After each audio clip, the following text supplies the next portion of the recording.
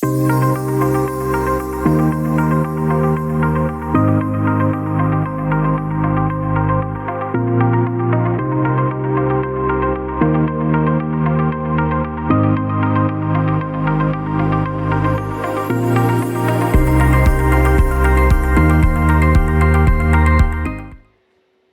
and welcome to another segment of Ask Elle, where I feature your nurse and healthcare consulting questions to provide you with clarity as it relates to your business launch, business operations, and the growth of your healthcare consulting firm. So we have so many really great questions that have come in inside of our nurse consultant mastermind community on Facebook that I'm going to feature another question from one of our members. And so this week's question comes from Jenna, and Jenna has a new nurse consulting firm, and she writes, "How do I draw clients and help them find value with my advice?" So thank you, Jenna, for submitting your question and, having your clientele see the value in your offer and what you bring to the table is a big deal. So thank you for submitting that particular question. As it relates to the beginning half of your question, when you asked about how do you draw in clients, when you're just getting started, I want you to remember that consulting is all about building relationships. People invest in what you have to offer when they know you, they like you, and they trust you. And just think about it as it relates to when you're investing in a new product, a new brand, a new service, or maybe even a coach. You typically don't buy into something without knowing or being familiar with that particular person or brand. And so it's no different when you have stakeholders and organizations who are investing in you as a consultant. So you have to really take the time to become familiar with those who you want to do business with.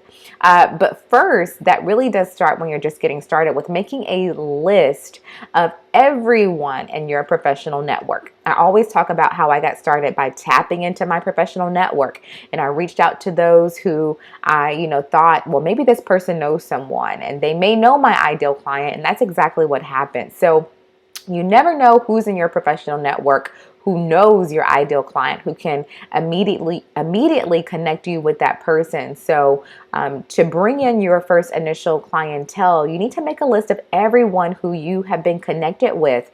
This includes your neighbors, your family, your friends, especially your coworkers, especially because you'll be in the healthcare industry. You never know, that old manager who you've built a relationship with may be connected with that decision maker at that hospital you want to do business with, but you really have to take the time to write out that list and just reconnect with those people from your past and ask them questions. I am about to enter consulting, and, I'm looking to connect with any dentists that, own their own practice. Do you know anyone?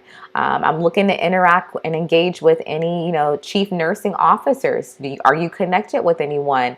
And, once you reconnect, ask those key questions, ask them to connect you via a call on the phone or make a personal introduction or make an introduction on LinkedIn via email. I mean, there's so many ways for that person who you have trust to connect you with that person you want to do business with. And what better way to initially get started in business when you have someone who's connecting you and they trust you and that person trusts them, that gets you off to a really good start when it comes to knocking down that trust factor. Now all you have to conquer is the like and the no, right? And so that's how I would suggest you initially drawing in those first couple of clientele. Really tap into your professional network. Now, in regards to the second part of your question, you asked about, how can you help them find value in your advice? Well, Jenna, I want to share this with you.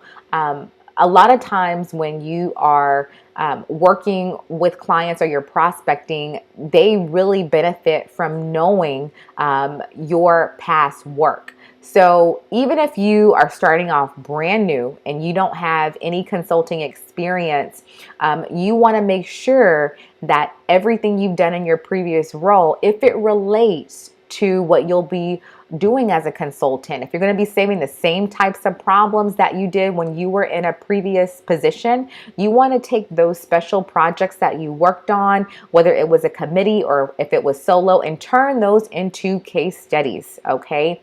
Yes, you can use your work experience and any special projects and any problems that you solved, you can use those as case studies. Now, you don't have to, typically put out the name of the organization if you want to keep that information confidential. But if you were able to get results where you worked previously, you need to be able to put that into a case study. So when you are having conversations with those you want to do business with, you have the proof and the validation to support the fact that you can also help them solve a similar problem or the same problem.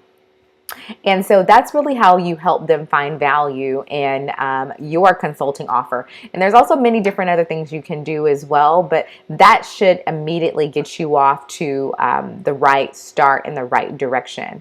So Jenna, I hope that answers your question. If any of you have questions in regards to your healthcare consulting business and you would like me to feature your question on the show, if you are watching on YouTube, be sure to submit your question in the comments. And also, if you're a member of our Nurse Consultant Masterminds group on Facebook, you can also submit your question there. I hope you guys have a prosperous week. I will chat with you next time. Did you find that video informative? Well, I've created some amazing resources for healthcare professionals just like you who know your worth and you're ready to be compensated for your expertise. So head over to thenurseconsultantnetwork.com and learn about the many resources to start your consulting practice inside of the Healthcare Consultant Academy. I'll see you in the next video. Take care.